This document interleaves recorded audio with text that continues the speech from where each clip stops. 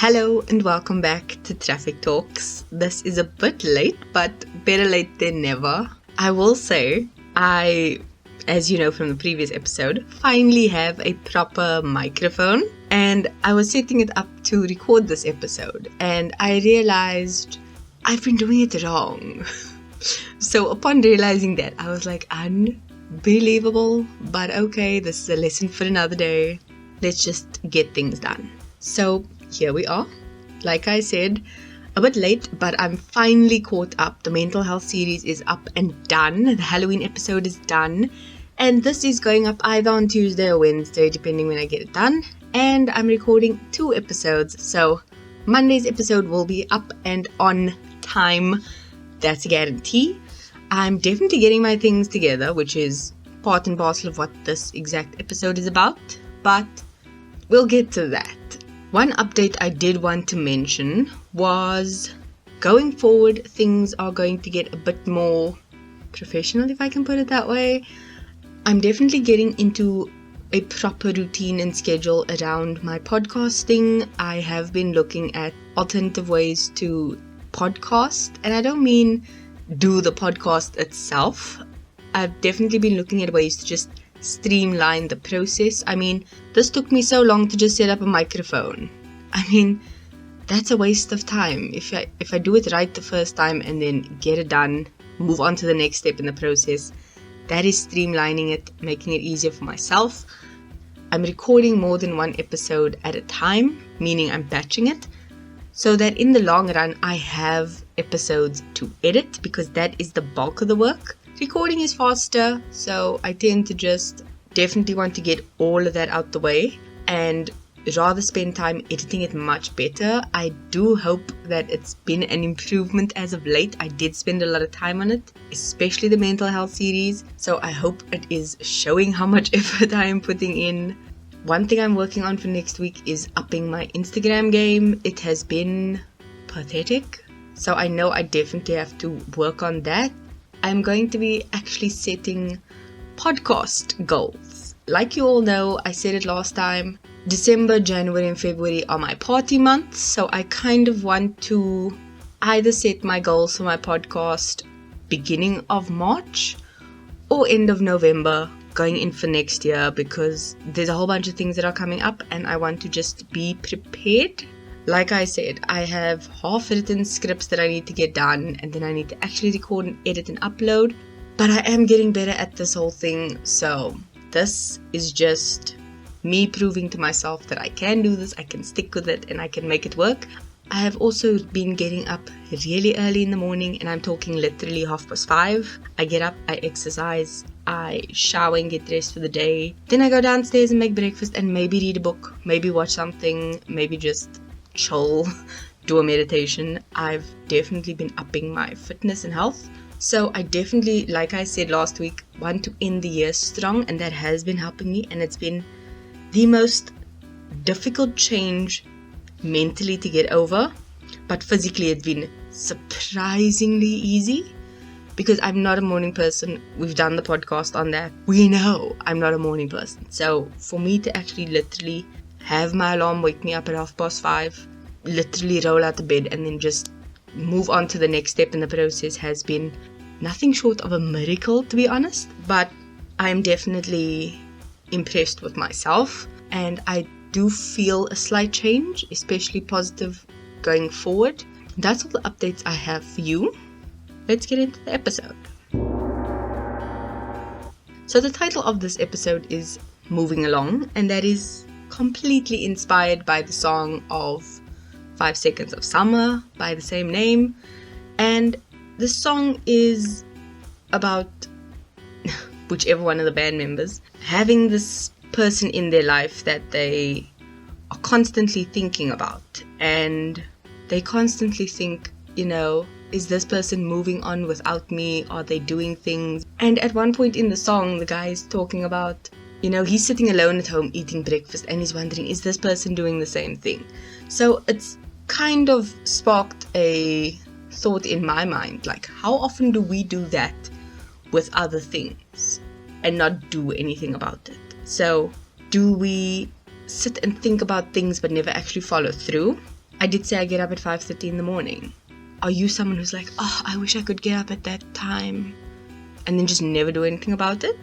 That is one of the topics I'm going to be exploring in this episode. Another one is forgiveness and honestly moving forward. But that is essentially the topic of this episode. Another reason I wanted to bring this up was because 2020 has been one hell of a year, and we are all just eager to move on and move forward and move past it. But one thing we all need to do before the year is up: A, look at what we have done for the past few months, and B, honestly look at ourselves and what we want to do going forward. So this is actually going to be linked to next week's podcast. So this is basically part 1, and we're just going to discuss where we are right now. So let's get into that. Before we can start setting goals for next year, imagining what our life is going to be like, planning exactly what we want to do and where we want to be, we need to not only look presently where we are, we need to look back at where we were. So first things first, grab a pen and paper, open up notes, whatever method you prefer, get that out and write things down, because it's going to get in depth. Or save this podcast for later and do it then. But look back at these past few months and take stock. Don't worry if it's negative things, positive things. They are just things. You can judge them later. It is coming, trust me. But just write them down. So look pre-COVID, what you were doing, where you were. Look during this COVID period and everything that led up to where you are now. For me, pre-COVID, terrible health. Pre-COVID, stressing about work. Pre-COVID, I don't even remember, it was so long ago. But honestly, there was a lot of things pre-COVID, me not happy. During COVID, I got a job just pre-COVID, and then during COVID, lockdown happened and I was fortunate enough to be able to work from home. I currently am still working from home, so blessing in disguise, but that's something that has changed for me and I'm thoroughly enjoying it. I did have a discussion with my boss and I will be hopefully working from home going forward. So that is definitely a positive for me. Something negative was that my health took a turn end of May, if I'm not mistaken. Once again, everything feels so long ago, but that is the reality of it. My health was bad pre-COVID and I was working on it. COVID hit, lockdown hit, we couldn't leave the house, it went downhill. I was hospitalized and now my health is much better because of that health scare. So turning that negative into a positive and highlighting that silver lining. But look how these things applied to you. Has your mental health taken a dive? Has it improved because you have to maybe spend more time meditating when you're at home? Do you go out more often because you are tired of being cooped up? Write down everything, positive, negative. Have you achieved something? Have you not achieved something? Write those things down, because that's going to give you a foundation of who you were then, who you are now, and what you wanted to achieve in this period that you didn't. Because reflection is the first part of goal setting. You need to look back. What did you do? What were your pitfalls? Did you change up your routines? Did that work or not? That is crucial information. So write everything down. Once you've written everything down, look at it subjectively. You don't want to judge yourself harshly, because we need to learn to be more kind to ourselves. You need to think of yourself as your own best friend. Would your bestie come up to you and be like, you did not do A, B, and C, therefore you are a piece of crap, you are a terrible person, you don't deserve whatever you wanted? Would you tolerate that from a friend, from someone who supposedly cares about you? No, honey, no. We don't play those games. Being kind to yourself and learning to be like, I didn't achieve this, it's fine. I'm sad about it, I'm upset about it. Go through whatever emotions you need to go through. There's no shortcut to getting this done. So look at that list, feel all those emotions one by one, bring them up. For example, I didn't get to run my marathon at the beginning of the year because COVID hit and we couldn't do it. I was sad and I was upset, but it is what it is. I understood and I accepted that for the betterment of everyone else, we couldn't be in a group and do it, and that's fine. Another thing was that I lost my fitness routine beginning of lockdown because there were no gyms open, we didn't have equipment here at home, all sorts of pathetic excuses. But that is understandable. It's something beyond my control. I needed to accept that I chose to not pull out my yoga mat and do something. I chose to not do that. And yes, I was upset with myself, but I accept that and I'm moving on to the next thing. I'm in a better place now. Do that for everything on your list and let those emotions run free. I achieved getting my mental health series. I achieved buying a microphone. I'm much better off in my podcasting routine, and those are things I'm proud of. I've upgraded and moved around a lot of things in my home, in my life, and in personal capacities that I don't speak about often, but those are things that I'm very, very proud of. So make a list of those things, feel those emotions from that list, and acknowledge them and say, I feel you, thank you, next, and move on and get through your entire list. Because like New Year's resolutions, you can't just write them down, put them in your closet and hope they're going to just magically manifest themselves. You need to put in the work. Same thing. You can't just write down this list, look at it and be like, so that happened, scrunch it up, throw it away and move on with your life. They will still be there in the back of your mind. You need to bring them up, deal with them, and then gently send them on their way. Sometimes a harsh kick, sometimes a gentle nudge, but you need to feel it, accept it, move on. Even if it's a negative feeling, you gotta get through that. Ignoring it will not make it go away. And it also won't make you feel better because it'll still fester in the back of your mind. So, get through that one. I will say that dealing with it can sometimes be difficult because a lot of times it's things we could control. You can't control what race you're born into. You can't control where you're born. There's a lot of things you can't control that are beyond yourself. You don't choose your nationality, your parents, anything like that. You were born into what you were born into. However, there are choices you can make. And sometimes you can be upset about those choices in the long run. Like with me, highly upset I didn't run my marathon. But I'm even more upset over the fact that I didn't stick to my exercise routine at the beginning of COVID. It's something that I could have changed. It was well in my control. But I chose to not do anything about it.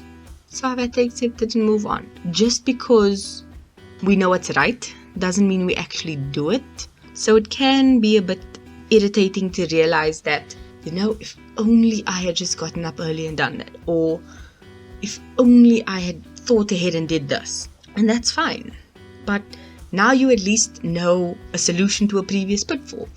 If I get up early, I can squeeze this in and get that done. You'll be surprised at how much free time you have when you look at it from a perspective of, I want to improve my life, where can I make time? It's not a pair of keys, you don't lose time. It's not a pair of keys, you don't just find it. You make time for the things that are important. For me, this one has been this podcast. I make time to write my scripts. I make time to edit, upload, think of things, find all sorts of interesting ways of phrasing things, and that is what I enjoy doing. I put in at least an hour every day, sometimes 2 on a weekend, per day on the weekend. So I'm putting in at least, how much is that? 5 during the week and about 4 on a weekend. So I'm putting in just under 10 hours a week. Do you know how much TV I could binge with that 10 hours? But that's the beauty of it. I've had to ask myself, am I going to watch Fresh Prince again and binge 3 episodes which take me about an hour? Or am I going to put in that hour and edit a podcast or write a script or research some information? And you'll be amazed at how much time you actually put into something that you enjoy. It's not time that you're not going to see again. I can see all the hours in my podcast uploads, in my raw audio versus my edited audio, because honestly, what you guys get is about a third of what I actually record. So there's a lot of editing to do. I will get into that in a later podcast. I've already got it half planned. But you don't see the entire thing. It's literally like looking at a highlight reel. You don't see everything. So on that note, to the previous point, getting rid of bad habits and things like that. What you can do is go very Marie Kondo on it and just look back at what this habit was that you were maybe doing too much. Binge watching TV is not a bad thing. If you're doing it for 8 hours, that's a bit much. Like you honestly have better things to do than watch 8 hours of TV, especially on the weekend. Like sunlight, get out, get some sunshine, do your things.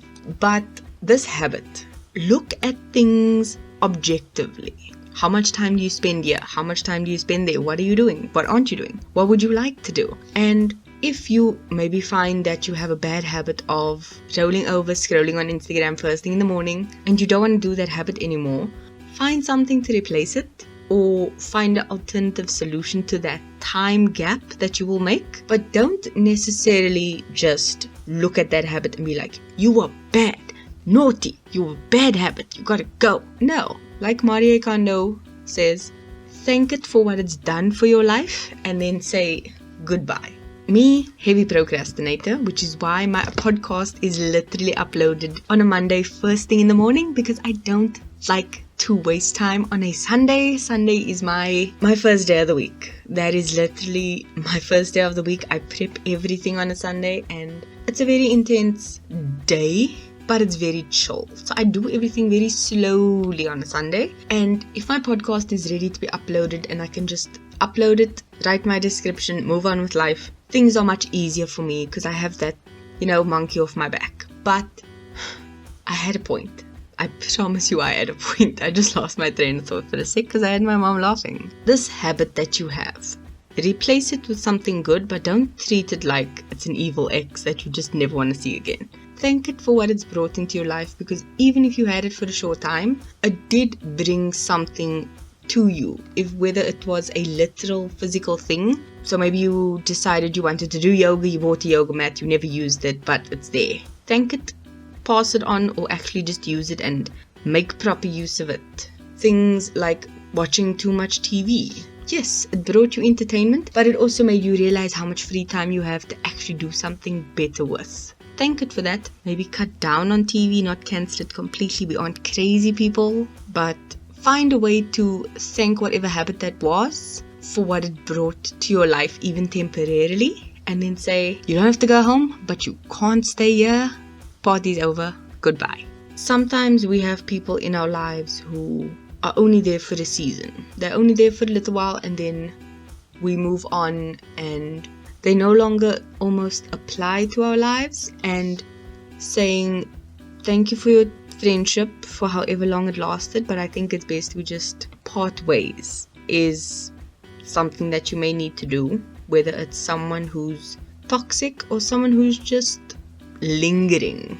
Like you have these people that just linger in your lives that you occasionally chat to, but not all the time, and that can be a difficult thing to do. But I think for some finality within yourself, it's a good idea. I'm just a very spacey friend. My friend knows this. All the people in my life know this. I will be looking at you and then just zone out completely, which is my bad. It's my Piscean nature. They get it. When I do speak to people, I try to be fully engaged, especially if they're friends that I don't get to talk to often. I always try and engage a lot. If not, I'm just running around like a chicken with my head cut off as per usual, but I'm getting better at that. Maybe kick bad habits and bad people out of your life. Rather have a smaller circle of people if you want to, because it's better to have a few people in your life that you can trust to have your back than have so many people. If you get stabbed, you don't know who's responsible. So that's something to keep in mind.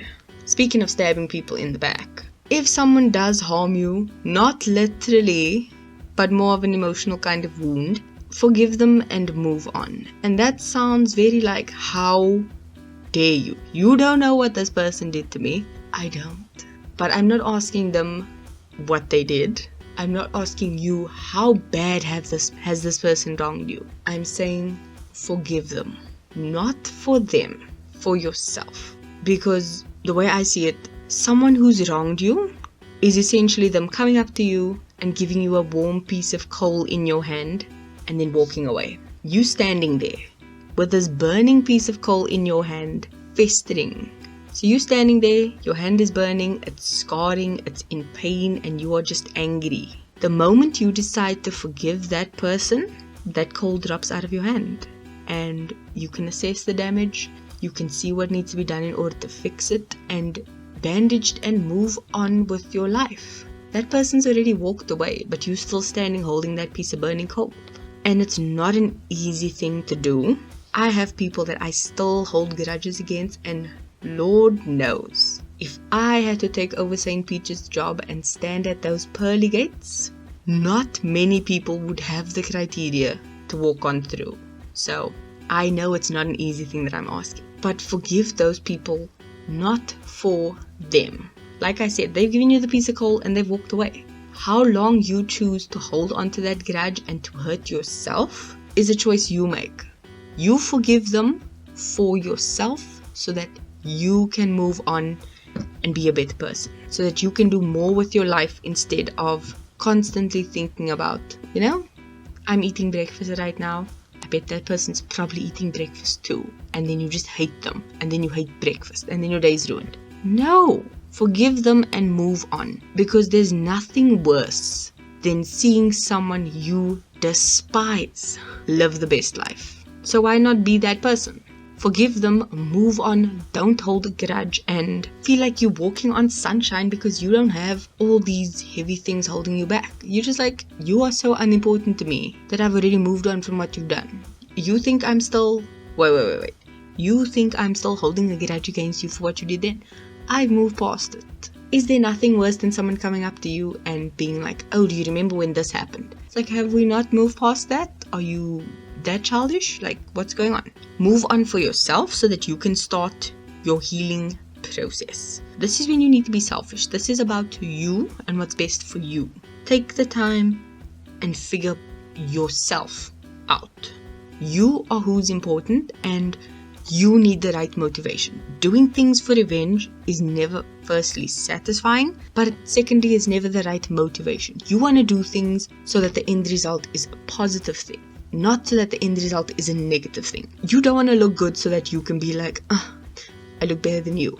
Because that victory is going to be very hollow and very short-lived. You want to look good for yourself. You want to be happy with who you are. And that just looks different for everyone. So figure out what you want and then go for that. A lot of times, the difference between actually succeeding in a goal and failing in this goal that you have set for yourself is the motivation behind the goal. If you do something out of spite or anger or revenge, chances are it's not gonna end well. But if you do it for the right motivations for yourself, chances are you're gonna succeed better than you even thought of. Think about that.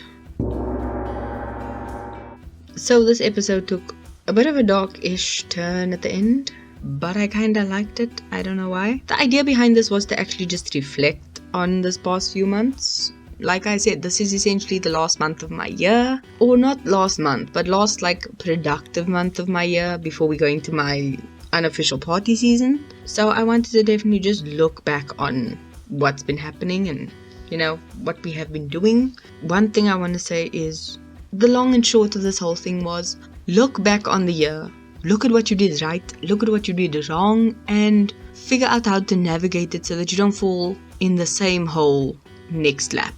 That's about it. Figure out what you did previously so that you can kind of do better next time. Or maybe just research better. But that's it. The song of this week is Moving Along by 5 Seconds of Summer. There are no words. It is an incredible song of a really amazing album, and I'm just blown away by it. There are quite a few really nice songs on the album, but yeah, this isn't a promo of them. Thank you for listening. I hope you have enjoyed it, and have a good day. Love you. Bye.